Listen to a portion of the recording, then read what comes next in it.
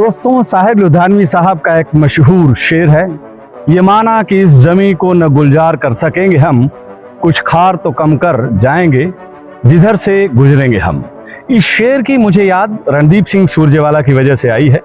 अभी वो बस एक सांसद हैं, वो भी विपक्षी दल कांग्रेस के राज्यसभा सांसद, लेकिन उन्होंने जो कुछ कर दिखाया वो मोदी सरकार या फिर हरियाणा सरकार की तमाम हस्तियों पर अब भारी पड़ रहा है। पूरा मामला समझने के लिए आप विदेश मंत्रालय के उस पत्र को, उस खत पर अपनी नजरें इनायत कीजिए जो उन्होंने यानी रणदीप सिंह सुरजेवाला के खत के जवाब में लिखा है। और क्या लिखा है? उन्होंने लिखा है कि dear sir, please refer to your letter dated 7th April address to external affairs minister regarding young man of Haryana who have been misled into joining Russian army. यहां थोड़ा रुककर मामले की गंभीरता को समझ लीजिए। अभी आप अपने स्क्रीन पर जिन चेहरों को देख रहे हैं, ये हरियाणा के वो बेरोजगार नौजवान हैं जो 4 पैसे कमाने की चाहत लेकर रशिया गए थे, लेकिन वहां इनके जान के लाले पड़े हुए हैं। अच्छी नौकरी दिलाने का वादा करने वाले दलाल पैसे लेकर वादे से मुकर गए।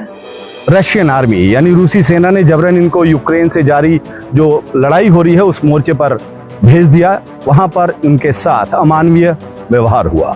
हरियाणा के सभी नौजवानों ने केंद्र और हरियाणा सरकार से सोशल मीडिया के जरिए जान बचाने की गुहार लगाई, सुरक्षित भारत अपने देश वापस लाने की सरकार से अपील की।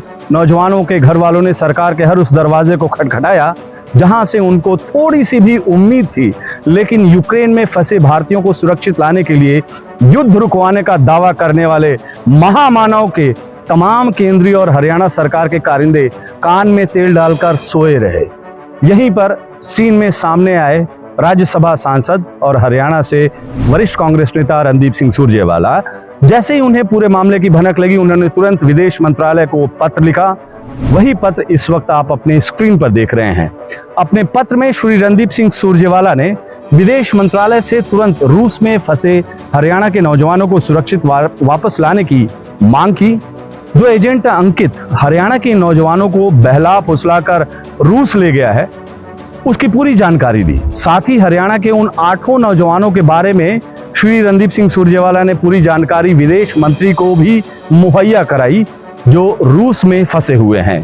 श्री रणदीप सिंह सुरजेवाला के इस पत्र के बाद फॉरेन एक्सटर्नल अफेयर्स मिनिस्टर यानी विदेश मंत्रालय हरकत में आया और उसने मॉस्को से लेकर दिल्ली तक के अधिकारियों को वो सारे जरूरी निर्देश दिए जो नौजवानों को सुरक्षित हरियाणा वापसी में मददगार हो सकता है। अच्छी बात यह है कि सुरजेवाला की इस दहाड़ से केंद्र सरकार तो हरकत में आ गई, लेकिन हरियाणा की राज्य सरकार अभी भी कान में तेल डालकर सो रही है। खबर लिखे जाने तक अब जो मुख्यमंत्री बने हुए हैं नायब सिंह सैनी, उनकी सरकार के किसी नुमाइंदे ने न तो पीड़ित परिवार से संपर्क किया है, न ही किसी स्तर पर नौजवानों को सुरक्षित वापसी के लिए कोई कोशिश की है।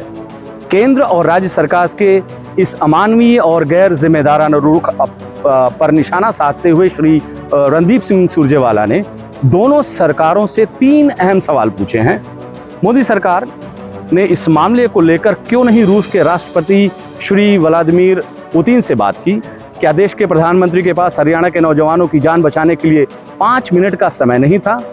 जब फर्जी नौकरी का झांसा देने वाले दलाल हरियाणा के सैकड़ों युवाओं से पैसा वसूली कर विदेशों में धकेले जा रहे थे, तो तत्कालीन मुख्यमंत्री उप मुख्यमंत्री खट्टर दुष्यंत चौटाला क्यों अपनी आंखें मूंदे हुए थे और अभी मौजूदा मुख्यमंत्री क्यों हाथ पर हाथ धरे बैठे हैं?